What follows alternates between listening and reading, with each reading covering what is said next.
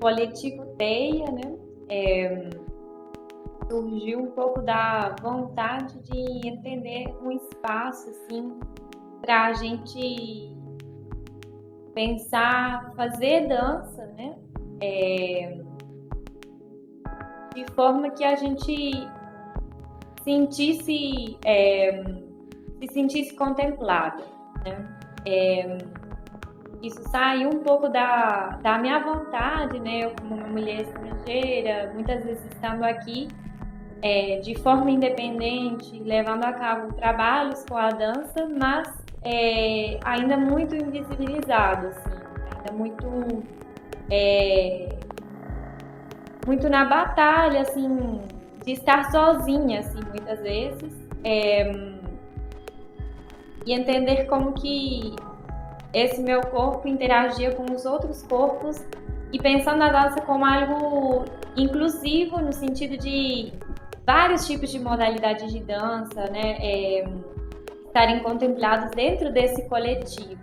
Não só desde o ponto de vista do fazer da dança como a produção artística, no palco, nas apresentações, senão também no pensamento, né, de fazer dança acontecer, né, dentro do corpo e na escrita, e também em trocas com outros profissionais da dança, sem essas barreiras das diferentes modalidades.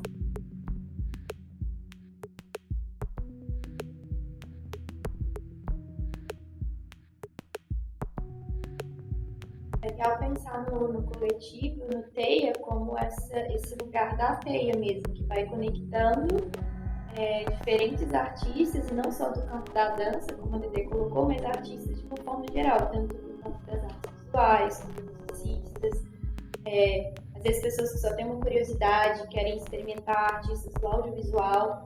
Então, nesse processo a gente contou com várias pessoas, né? E na ocupação desse ano a gente também contou com o Elton, com o Rô, com a Amapola. Foram pessoas que também conseguiram somar a pesquisa com a gente, agora no final com o Bernardo também, do audiovisual. Então, a ideia do Teia, ela surgiu, né, nessa sementinha com a Dedê. Eu acabei conectando e ficando também, né?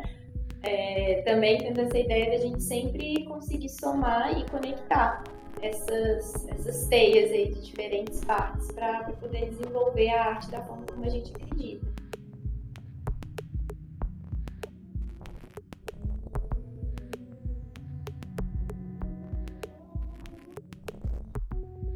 O Corpas em Trânsito, o nome ele foi surgindo no decorrer do processo, a gente não tinha esse nome em mente tão claramente, a gente tinha, digamos, várias palavras que sempre vinham na nossa mente quando a gente pensava no processo, que era muito esse lugar do trânsito, né? Do estar em trânsito, de transitar entre pessoas, entre lugares, entre territórios, entre diferentes linguagens. E aí, no decorrer do processo, a gente foi entendendo que esse lugar também, né, dos nossos corpos, de corpos que são considerados marginais, a gente lê nossos corpos como corpos marginais dentro da sociedade, eu enquanto mulher, sexual, Dedê também enquanto estrangeira, e várias outras características. E isso fez com que a gente, então, chamasse de corpas, né, no feminino, e em trânsito justamente por esse trânsito, todo esse trânsito que faz a gente estar num fluxo diferente a cada momento e entender como que esse fluxo, né, estar em entendimento de como esse fluxo acontece, né, como esse trânsito ele está nos afetando no nosso trabalho, seja com a arte, seja com os trabalhos que a gente desenvolve. Então a gente acabou gostando assim, né, do nome, entendendo que isso representava muito do que a gente queria dizer com a pesquisa. E aí ficou Corpas em Trânsito.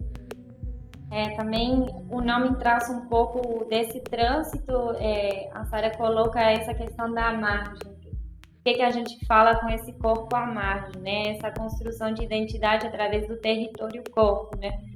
E através desses territórios, né? Eu sou uma mulher estrangeira latina, sou uma mulher estrangeira latina, LGTB. Sou uma mulher estrangeira latina LGTB, hoje resido em uma periferia, então me concreto assim como periférica também. Com tudo que isso traz de estar, né, nesse trânsito, né, enquanto artistas também, porque isso vai trazendo referência para a gente das nossas lutas e também da nossa condição. E toda essa condição também vai estar dada no nosso processo criativo, que não fica por fora, né, desse raciocínio e desse existir mesmo dentro desse corpo.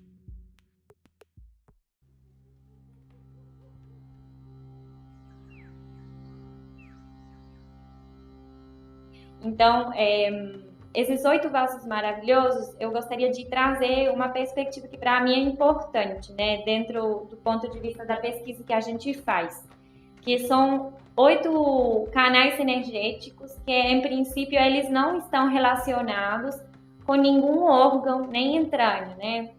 Tem outros canais que estão relacionados diretamente com o fígado, com o estômago, com a vesícula biliar, né? Com os rins. Esses não, eles estão conectados com forças da natureza. Então, essa que é a questão, né, pela qual a gente decide, né, elaborar, né, o nosso trabalho e pesquisar em função disso.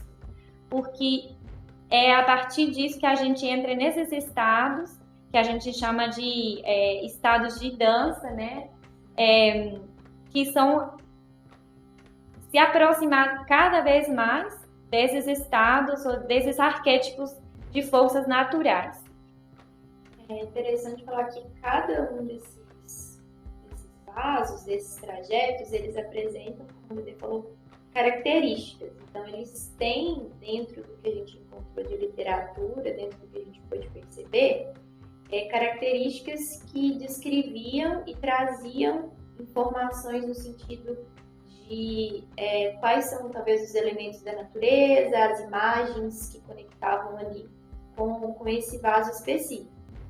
E o formato dos 8, ele vai formar o símbolo como se fosse do infinito, né? Que não tem fim. Seria esse lugar, como a gente falou, do material para o imaterial, todo esse trânsito e esse percurso.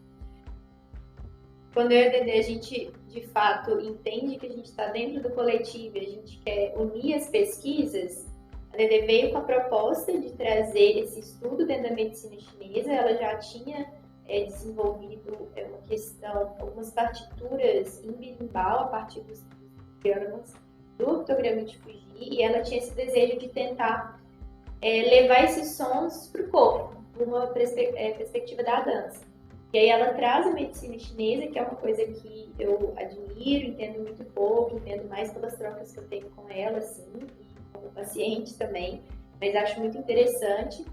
E aí a gente começou a pensar como que seria, talvez, entender essa materialização desses canais no corpo em forma de movimento. Então, como fazer esse fluxo dessas energias, elas acontecerem a partir de um movimento enquanto dança. Por isso que a gente fala também de um estado de dança, e não de uma dança ou de uma coreografia. É uma improvisação, mas é uma improvisação que acontece a partir desse estado de dança. Enfim, pensando e juntando tudo isso, a gente se deixava ser tomado por esse estado e aí entrava no processo de improvisação que durava de 10 a 40 minutos, assim. E aí sempre depois também a gente fazia registros de desenho, de escrita, uma troca também verbal, a gente filmava também os processos, a gente assistia, a gente entendia o que de movimento, o que de qualidade, o que de intenção e de sentimento ia surgindo em cada um desses vasos. E aí depois que a gente passou pelos 8, aí a gente foi entendendo, esse aqui a gente achou mais difícil de conectar, ou o estado parece que demorou um pouco mais, ou esse aqui eu senti que foi muito forte. Então a gente foi estabelecendo algumas maneiras, seja repetindo algum dos vasos algumas vezes mais. Depois a gente pensou em misturar, como seria começar com uma qualidade e trocar por uma outra. Então a gente foi fazendo todo esse percurso dessa experimentação. o octograma de Fugit tem duas partes, assim, que chamam de seu anterior a seu posterior, né? E em cada seu, né, cada um desses seus, tem quatro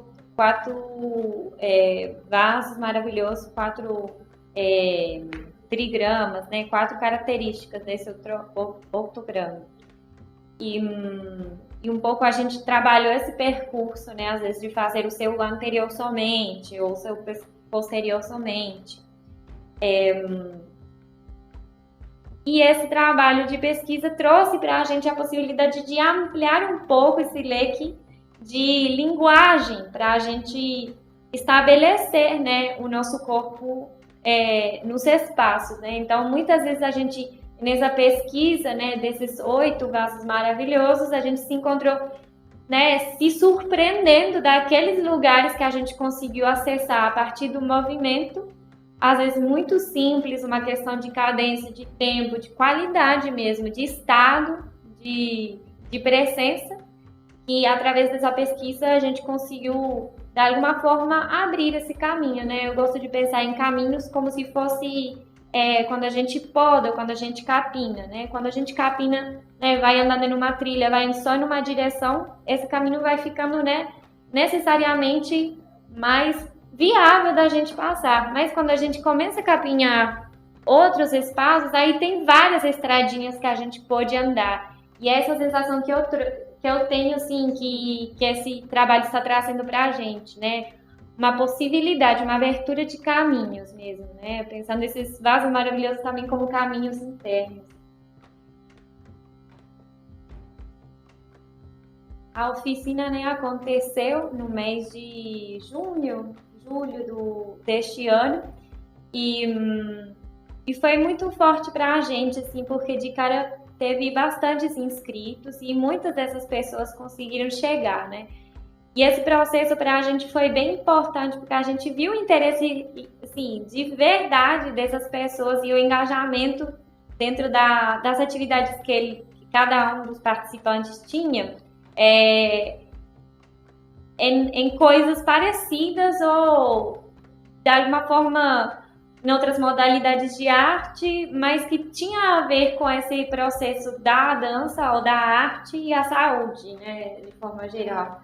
E quanto que é isso, assim, foi uma troca, assim, realmente, assim, acrescentadora pra gente.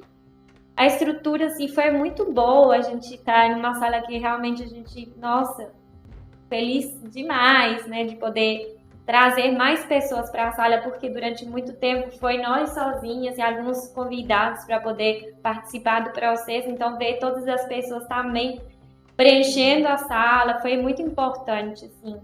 Tanto a oficina quanto a apresentação, a gente teve feedbacks muito, muito legais assim, das pessoas e foi muito interessante, porque como a Dedê coloca, durante muito tempo foi muito só eu e ela, né, no processo, então também gera aquela dúvida se a gente está indo pelos caminhos certos, assim. E aí quando a gente teve a oportunidade de experimentar isso e compartilhar isso com outras pessoas e também ouvir delas como que isso chegou no corpo delas, o que fez sentido. Já eram pessoas que tinham alguma conexão com o movimento, não necessariamente a dança, mas que também tinham uma relação de levar isso ou conectar com a saúde também de alguma forma.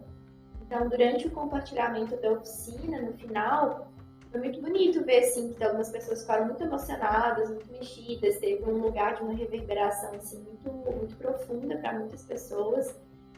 E sentir isso, né, ver isso como um resultado ali, né, do trabalho que a gente já estava fazendo durante meses, foi muito gratificante.